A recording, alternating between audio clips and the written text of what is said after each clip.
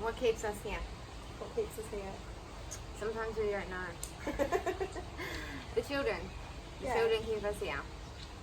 The progress. Yeah, the mission under it all, like, just like the goals that Claire has started, and like her passion and everything. Like, before I came, I didn't know much about the school aside from like Yeah. the interview on the phone, and then like I was on the boat and I was just like Googling things and stuff like that.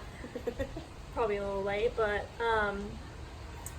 then coming here and like the family, the community is so tight and loving that like, and then you have like these really deep conversations and you talk about like problems or things that need help on the island and the kids and their lives, and then you just like the heart for them.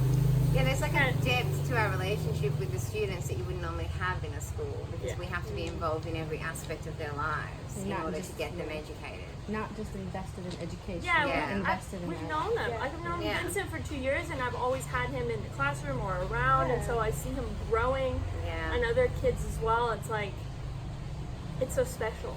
Yeah. The relationship you can have with You your can't kids. just leave them. Yeah. No. You know. So what's the most, in your teaching area, what's the most difficult? I think it's juggling as many balls in the classroom as we do is the hardest part of the job. So coming Levels. from teaching in the UK where you've got one classroom which might have 30 children in it, and whilst really each one of those 30 children is at a different level to another, they've all got their own learning goals, they've all got their own targets that they're working towards. Here in my classroom I've got sort of beginning reception, the end of reception, beginning year one, the end of year one. So I've got different schemes of work on the go at the same time, I've got different curriculums on the go at the same time. And within that you've got the same issues that would crop up in any school in the world, where you've got someone who's come in who maybe hasn't had enough for breakfast and is hungry, and that's making them Not enough fractious. sleep. Or you've got someone who hasn't had enough sleep, or you've got somebody who's having something going on at home that's making them upset. But it's more like it's And it's- extreme here, though. You know, like Yeah. the kids are at home. They're not at Yeah. home. They're at work with their parents all night. Yeah. I think for me it's then having all of those different balls in the air. But that's also the thing that I love about the job here, is the fact that even though, and a lot of my friends in the UK are like, oh, you've only got 15 in your class, that must be so quiet and calm and lovely. And I was like, the classroom is anything but calm. Yeah. But I enjoy the challenge of it as well. Even though it's one of the hardest parts, it's one of the bits that, I don't know, makes it as exciting. What and- challenges you? yeah, it challenges me as a teacher in a way that I'm not challenged or wasn't challenged in the job previously. I like that about it. Even though it is the hardest bit. Yeah, it is I a think bit that one like. of the most challenging too is like teaching several, like you said, Mhm. several year levels as one teacher. Like usually you're teaching year 4 and only year Yeah. 4 instead of year 4, 5, and 2 or Yes. whatever it may be. Yeah, there's quite big jumps Right, so that sometimes. can be challenging, and like making sure you're giving the allotted time for each year level, and then making sure that everything, like you're hitting all of those their learning goals and their different styles.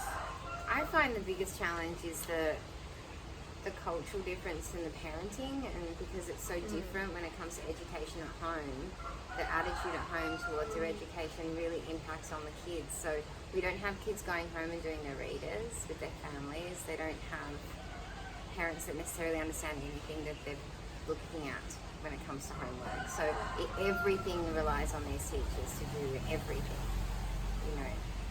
So when I first started here, you had just begun a new program where you were incorporating children from the Burmese villages.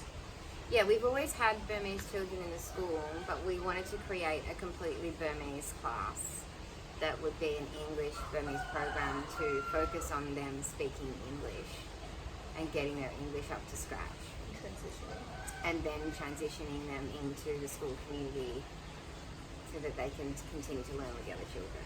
So how did you find all of these 13 children that have little to no English? Well, they're not hard to find. They're behind every building on the island, but it's actually hard to convince the parents to send them because they're fearful of something different, and they're fearful because we're foreign and we're white, and they think we have lots of money, and I don't know, they're shy and embarrassed about their circumstances. So, yeah, basically it takes a lot of convincing. I have interviewed a lot of the parents, and I've had to do a lot of convincing with other Myanmar community members. So if these children, specifically the Burmese children, if they weren't in school, where would they be?